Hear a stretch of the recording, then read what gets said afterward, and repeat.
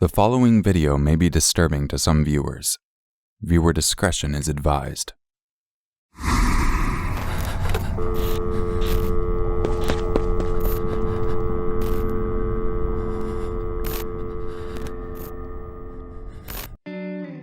December 16th, 2012, Decatur, Illinois. 21-year-old Mathew A. Hollgarth and his girlfriend, whose name is not publicly released, had been driving through the residential streets of Decatur, Illinois during the late hours of the night when an argument between the two broke out. Jane Doe was driving the car as he was under the influence of alcohol. With the argument getting out of hand, she stopped the vehicle and the argument continued. Minutes later, Matthew's aggression grew significantly when he exited the car and dragged his girlfriend to the ground, where he began to further physically attack her. She was beaten and even had the hands of Mathew wrapped around her neck with a deadly grip. Scared for her life, the woman broke free and immediately ran to the nearest house, where she screamed for help. When the male resident opened the door, Jane, in a panic, explained the situation and pled for the man's assistance, as she feared the worst if left alone with Mathew. The male resident, who turned out to be an off-duty Illinois State Conservation officer, took her into the house and locked the door. Mathew, enraged, further began to threaten both the man and his girlfriend, demanding for the door to be opened. The officer, concerned for the safety of the woman and his two children who were present at the time, called 911 for assistance. Decatur, Macon County 911, what is your emergency? Hey, my name is Am I resident. I have a domestic dispute going on in the front yard. I don't know who the people are. Okay, what's your address? Okay, you don't know who they are? No, I got a young woman sitting in the front of my yard, and I got another guy in a car that's leaving. Ma'am, okay. What race is he? He's threatening me right now. What race is he? I don't know what. He's getting in a car right now. She's got the car keys. Okay, what race is the female and male? She's white. I got a white female. She's wearing green shirt and blue jeans. She's roughly 18 years old. White male. She's 22. White male, 21. Here he comes back. Okay, what's he wearing? He's got an orange shirt on. Fairly. He don't have nothing. It does him. He's strong guy. Never mind. He doesn't have a shirt on. Okay, but. Okay. Okay. We're right at the corner. Yeah. What kind of car is that? Grand Prix. He's in a Grand Prix. Standing outside his Grand Prix yelling stuff at us. My car. Okay. Okay, he's coming back now. I'm going to go get my firearm. He's coming back now. Okay, is she injured? Huh? Is she Get in injured? here, ma'am. Get in here. All right, I'm going to get my gun upstairs. I'm wearing a white T-shirt and a pair of blue shorts. Okay. Again, I'm an off-duty conservation officer. This one's 8, ma'am. Are you inside? You got everybody inside the house? Yes. Ma'am, stay right there. I have 2 kids in this other room. I don't want you to move. You understand? I also have a dog in here. It'll eat him as well. What did you say you were wearing again? I got a white Notre Dame Fighting Irish T-shirt on and a blue pair of, green shorts. All right, I've got my duty firearm now. Okay. As well as a badge on. Okay. Is he still outside? As far as I know, I ran down to the basement real quick to grab my duty firearm. Uh-huh. You said you're a 13? Okay. There's going to be... Okay. I'm so sorry. Okay, you're fine. I don't know what's wrong. Okay, he's still out here, and here he comes. I got the keys. Give me them keys.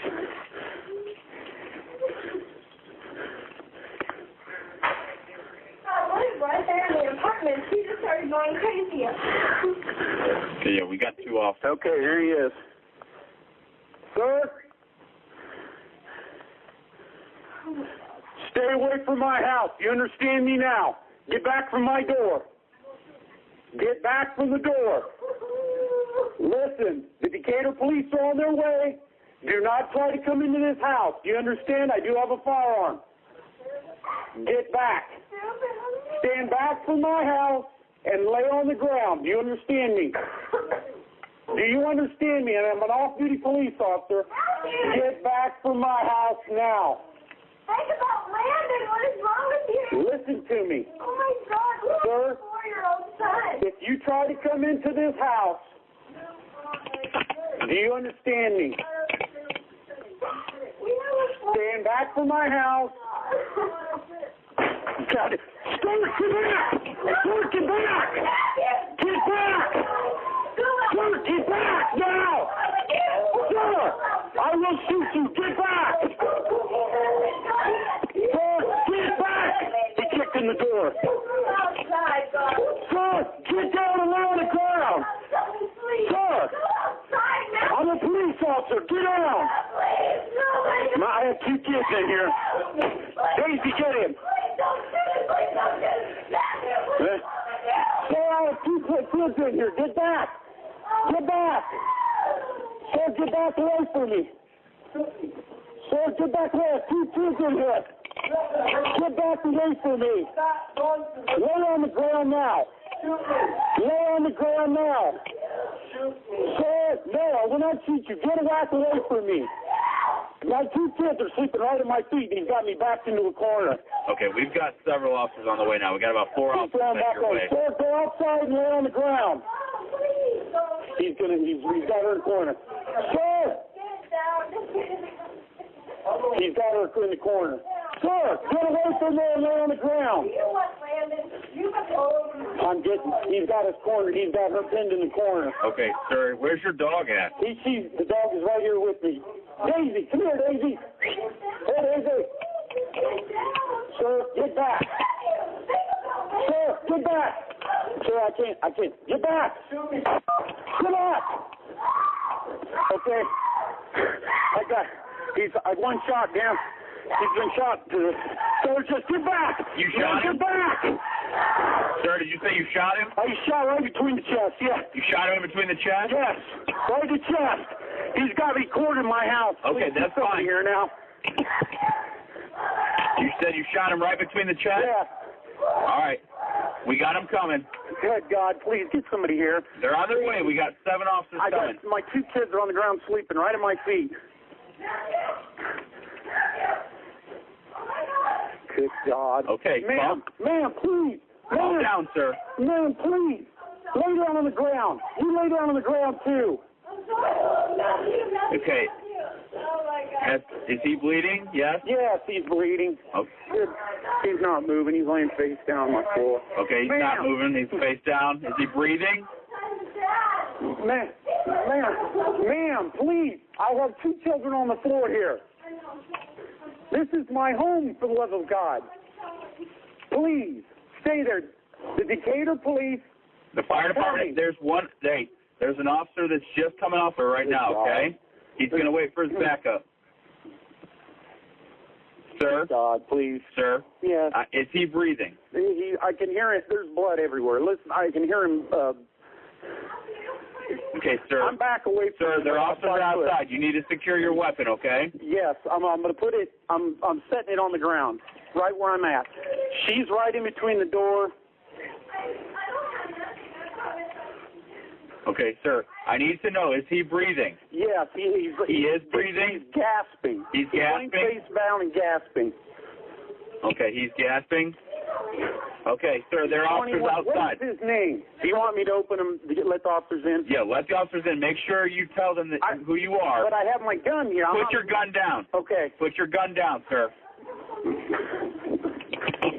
I'm coming to the door now. We're letting them know you're coming to the door. Here I am right here. I'm laying down. My 2 children are on the floor in there. I'm going to set the phone down. Okay, sir, I'm going to let you go. All right, thank you. Yep. During the call, a verbal altercation could be heard between the off-duty conservation officer and Matthew, with Jane Doe in shock of the whole situation. Matthew, before kicking open the door to the house, aggressively took off his hat and t-shirt. When he entered, the officer walked towards the rear of the house while shielding his 2 children. Jane was backed into a corner when the officer continued to warn Matthew to back away before he made the difficult decision to take the shot. Police had arrived soon after the call and found Mathew lying face down in a pool of his own blood, suffering from a bullet wound to the chest. He was pronounced dead minutes later. Following a short investigation, it had been declared no wrongdoing had been made by the officer and therefore no charges were held against him. In court, the jury had ruled this a justifiable homicide, as the law in Illinois allows for a person to defend themselves and or another person who is in great danger of inflicting bodily harm or death within their home. Many prayers and tributes were left for both Mathew and Jane on social media, with Jane's family even organizing a fundraiser to help cover the funeral costs and also go towards a bank account that was set up for Mathew's little son Landon. Clarksville, Indiana, 2013. Tara Willenborg was born and raised in Jeffersonville, Indiana. She attended Jefferson High School, where she would grow fond of sports, specifically cross country. She was also a member of St. Luke's United Church and was a passionate animal lover, even becoming a vegetarian at the age of 8 years old. She enjoyed baking cakes and wanted to follow a career path as a baker. Receiving her GED and gaining a new job at Subway, she wanted to live independently and moved into her new apartment with her fiancé. Over the months of living in their new apartment, Tara and her fiancé began to grow acquainted with their neighbors who lived across the hall. They would occasionally chat whenever they crossed paths. The neighbor would even purchase small amounts of liquor from Tara's fiancé before they'd go out drinking. Saturday, March 2nd, 2013. After a long night at work, Tara's fiancé returned home. When he greeted her, he heard no response, which gave him the thought that she must be asleep. After all, it was late in the night. As he entered the bedroom, he was faced with a terrifying scene that no one could have prepared for. Tara was laying on the floor naked with an apron tightly tied around her neck and not breathing. Her fiancé immediately removed the apron and began to perform CPR. After a tireless attempt at reviving her with no response, he ran across to the neighbor's apartment and knocked on the door. 49-year-old Richard Houghton and his girlfriend answered and were delivered the chilling news. They were asked to call 911 as he was going back to recommence CPR on Tara. Richard said he would, and the fiancé returned to his apartment. Time had passed and emergency services had still not arrived yet. Wanting to check on their estimated time of arrival, the fiancé picked up the phone and dialed 911. 911, what's the address for your emergency? My girlfriend is raped and I think she's dead. I need someone here now. Okay, is she breathing? No, she ain't. There's vomit. She's been beat. There's something tied around her neck. I just cut it off. She's dead. I've been doing CPR for the past 20 minutes. She ain't coming back. What's your address? Yes, it's called Cambridge Square, the apartment complex. Someone said they already called the ambulance, but I'm just making sure. Who called the ambulance? My neighbors. Okay, we don't have a call on it. You said you've been doing CPR? Yeah. Get someone down here right now before I kill them. They're on their way, okay? Because I think my neighbor did it. I've got the other dispatcher dispatching them at this time. Do you want to continue to try to do CPR? Yes. Tell me what I need to do. Okay. All right.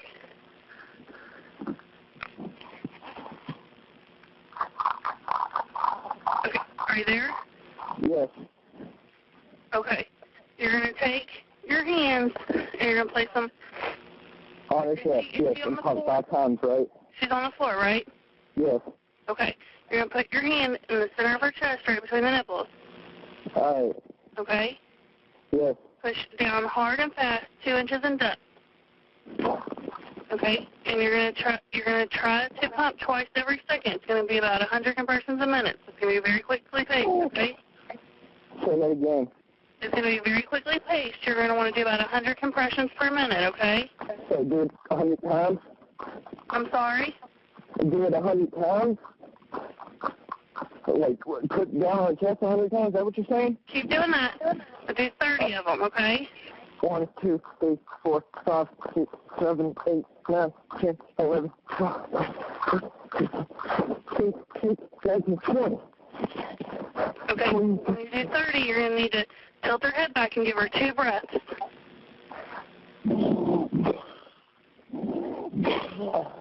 Okay, then do 30 more It sounds compressions. like air's coming out, but I think it's... Keep doing it? Keep doing it. 30 more compressions. Give her 2 more breaths. And then go back to 30 more compressions. 2 more breaths. There you go. Come on, babe. Go back to 30 more compressions. 2 more breaths. Damn it. 30 more compressions. There you go.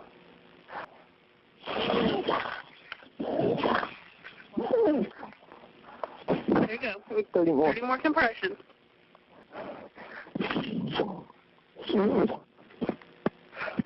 Keep going. Keep going.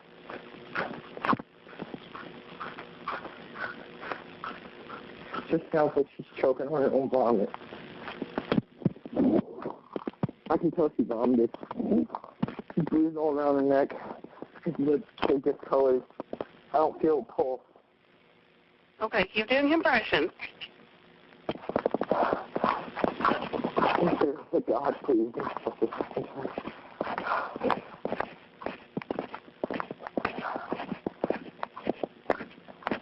When you get to 30, give her 2 breaths again. The call between the fiancé and the emergency service dispatcher had disconnected. However, they were able to reconnect following a reverse trace. Who is this? This is 911. I got disconnected from you. Sorry. That's okay. Are you still doing the compressions? Yes. Okay. Come here. My girlfriend's been breaking dead. Sir, are you still doing the CPR? Yes, I'm doing CPR. Okay. Who's there with you? My neighbor. Okay. Come on, baby. Don't die.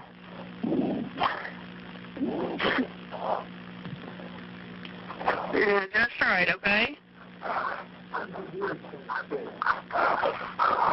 Oh, no, but I'll kill him if I find him.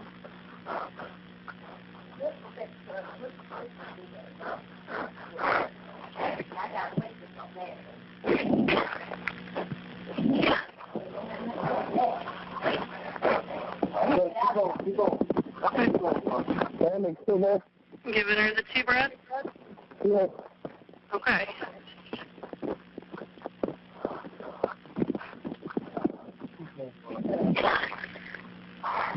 There you go. Come on, baby. Chris, take the phone and talk to this lady. Help her, man. Hello? Hello. Do you know about how old she is? She's 17, I think. She's 17? Yeah, she's 17, ain't she? Yes. Keep on going. Okay, yeah, tell him to keep going. Don't stop. I have everybody en route. Yeah, he knows what he's doing. He's doing it. Okay, he's doing it just right. Yeah, he's trying to bring her back. Okay, as long as he keeps doing what he was doing a second ago, he's doing just right. Yeah. And he found her like this? Yeah. Okay. Who? What do you say? What do you say? Bring her back, bro. I'm sorry, what was that? He's trying to bring her back. I wonder who the did this shit, man. What's her name? What's her name, bro? What's her name? Huh? What's her name? Who? Alright. Give him the phone. I am. Are you Hello? still there? Yeah. Okay, is he still doing the CPR? Yeah, he's still doing it. Okay. Do you all have the door unlocked so that the crews can come inside? Yeah, they're on their way up right now. Okay, I was going to say they should be there. Alright. Yeah, she's here. They here. I'm brother, quite right, brother. Hello? Hello? I'm still here. Okay. The ambulance is here. They're inside the apartment? Yeah.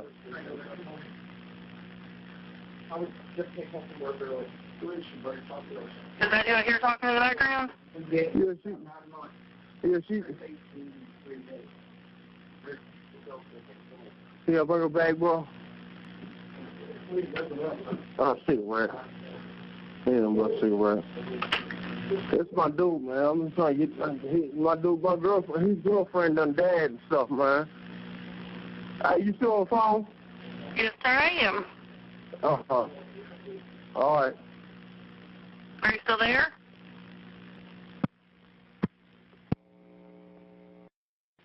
Really? It was all too late. The ambulance arrived and 17-year-old Tara was pronounced dead by asphyxiation. Richard Hooten, the neighbor who failed to make the 911 call, was nowhere to be seen. Richard is believed to have packed his things and fled after stating that he would make the call to 911 emergency services. It turned out that Richard was known to the police and had a warrant out for his arrest due to his failure of registering as a sex offender and also failing to appear on a meth charge. He had previously been convicted of heinous incidents he was involved in dating back 20 years prior. Richard was captured by police several hours after he fled and was taken into custody. He openly confessed to his crime and even went as far as wanting a press conference organized to make his confessions public.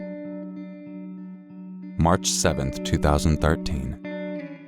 The press conference was permitted and held at the Michael L. Becker Adult Correctional Complex, where he was being kept in custody almost a week after his arrest. During the press conference, he started off by saying that he was sorry for the crime he had committed and wished he could take it back. He was then asked to explain what happened. After a night out with his girlfriend and friends, they all decided to return home, and upon arriving, Richard had seen Tara sitting on the steps outside her apartment. Richard then entered his own apartment. Soon after, he went outside again and saw that Tara was still sitting on the steps. She was greeted by Richard and was asked if she wanted to hang out, to which Tara said yes and invited him into her apartment where the two chatted and watched TV together. Tara, being young, innocent, and friendly, had thought nothing of the situation. However, Richard decided to take advantage of the situation and attempted to assault her. When Tara refused and asked Richard to leave, he grabbed her and dragged her into the bedroom where he took off her clothes and did some horrible things to her. When Richard was questioned by a reporter as to why he didn't stop even when he heard Tara's cries, he responded by saying, "I just blocked it out, you know. Wasn't thinking about it until it was too late." He was further asked how the assault escalated to the murder of Tara and what he did after she was found dead. Richard confessed that he had his hand on her throat and didn't realize how much pressure was being placed. He stated that after he had finished, he discovered that she had stopped breathing and further took her off the bed to perform CPR in an attempt to revive her. After the failed attempt, Richard grabbed one of her work aprons and tied it around her neck in order for it to look like she had killed herself. Richard was told by one of the reporters that the prosecutors could potentially consider the death sentence. He was asked how he felt about that, with his response simply being, "Well, if they want to take a life for a life, then that's fine." Hours after the press conference was held, Tara's father was interviewed inside of his church and had this to say. "There's nothing it can say to change who Tara was, her beauty, her strength, and her smile. There's nothing it can say to make us feel better or bring her back. It may have confessed, but it shows no remorse or guilt. It does not care what happened to Tara or the pain my family is going through. If he did care, he wouldn't be on TV right now. He would give us the time and space to grieve rather than telling his crime over and over again. This is not about him. This is about my beautiful daughter, Tara Rose Willenborg, who did nothing to deserve this. People keep on telling me that Hooten's an animal. Tara loved animals, and when she was in elementary school, she volunteered at the local animal shelter. Hooten is not an animal, nor is he human. He's far below an evolutionary chain. Hooten is not crazy, so don't fall for it. He knows how to manipulate the system and he knows how to manipulate the press. Don't let him win. Love wins. Todd Willenborg. Monday, May 19th, 2014. Clark County Circuit Court, Indiana. In court, Richard Hooten pleaded guilty in avoidance of the death sentence which Clark County prosecutor Steve Stewart had sought for, and was sentenced to life without parole for murder with an added 70 years in prison for the assault. This was the highest prison term allowed under Indiana state law.